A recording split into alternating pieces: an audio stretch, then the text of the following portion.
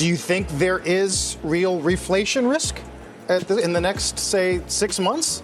That is something that we can see how markets are repricing, and there's a measure called 1-year inflation 1 year forward. So what does markets think 1-year inflation is a year from now?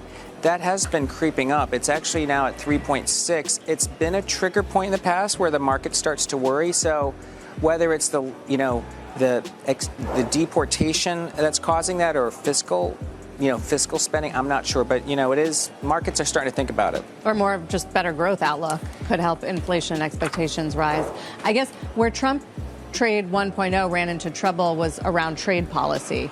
And once we see what he delivers there in terms of tariffs, something he's been very, very consistent on. Do you think the market is looking past that, or everything else, the deregulation, the lower corporate taxes, is going to offset any weakness on trade? Tom Lee from Fundstrat Global Advisors highlights Granny Shots, a curated list of 35 reliable, large-cap stocks aligned with multiple market trends, offering high-conviction investment opportunities.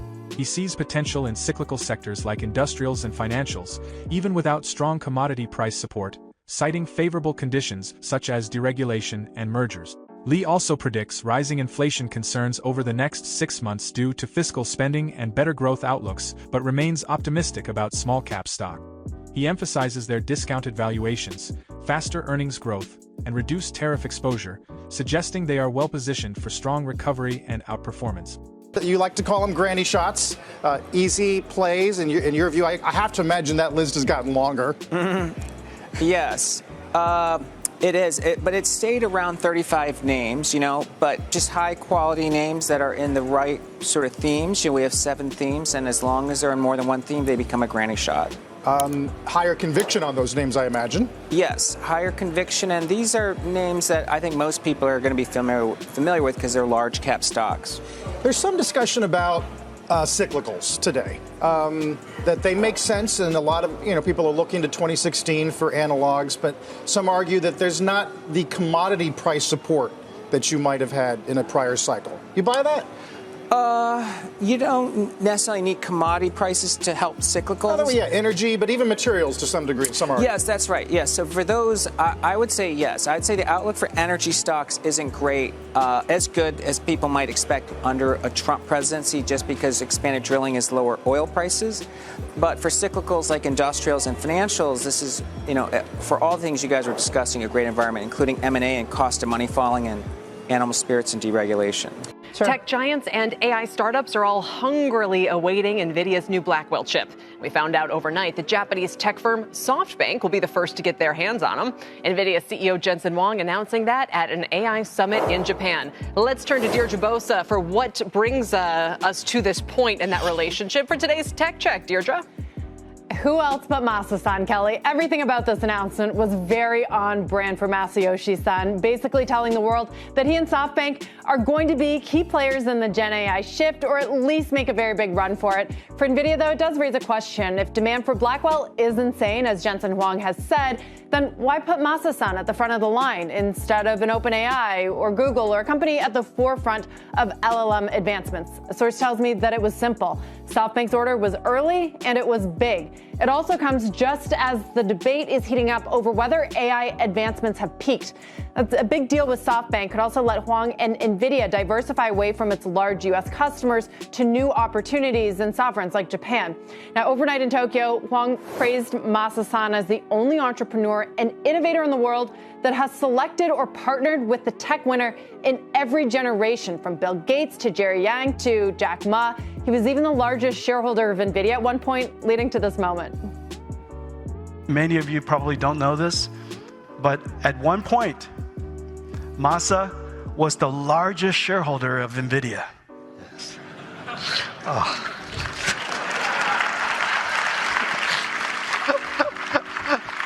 It's okay. We can cry together. Something tells me Jensen Huang is not crying, Kelly, but had Masa-san held on to that stake in Nvidia, it was a 4.9% stake.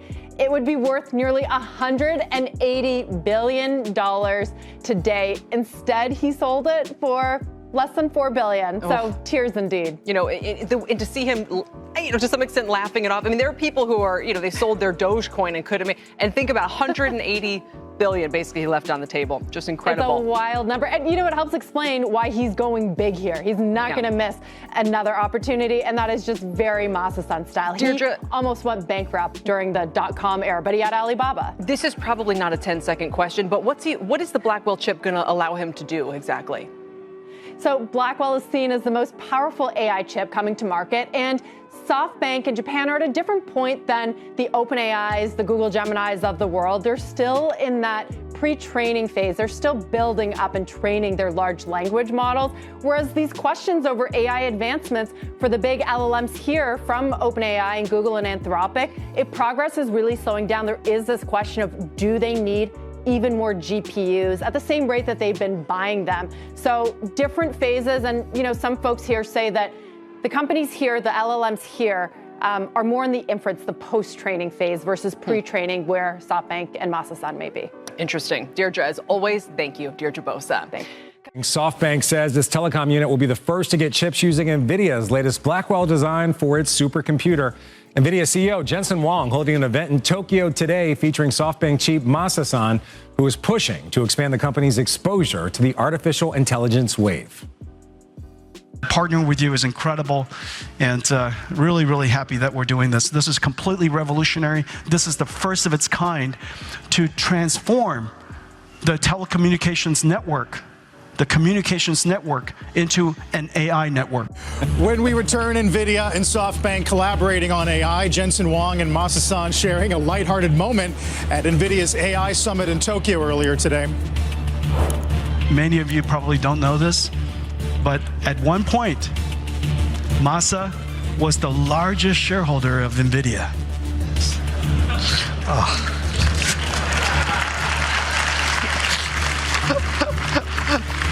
It's okay. We can cry together. I mean, I think that if someone was trying to paint a negative picture, that's the tariffs and the trade is what's on people's minds. But of course, that's the one where we don't know what the ultimate sort of policies will be. I'm sure markets will actually provide a lot of real-time feedback, and I think that's going to help shape what the policy is. So I think in general, we should expect a pro-business environment, one that's probably equity-friendly as well. Where are we on fundamentals and just, you know, in terms of this recent rally, in terms of multiples and your expectations on earnings as we head into next year? I mean, earnings season, I think actually, as we're wrapping up, is still been very solid. As you know, the drag on earnings has been energy and some of the commodity groups as well as healthcare. But, you know, groups like industrials and tech are still producing good numbers. I think next year the outlook should be good because cost of money is coming down and we're seeing housing activity pick up.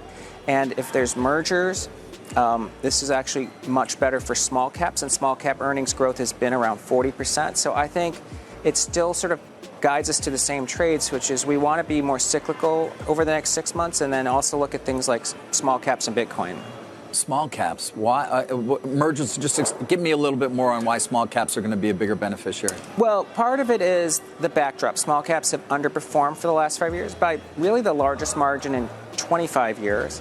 They're now trading at 10 times median PE relative, and for the S&P that's almost 18 times, so a 7 PE discount. Small cap earnings growth is faster, and not only that, but roughly 44% of it is what I'd call very cyclical, and that's things like regional banks and industrials. That's a bigger weight than in the S&P.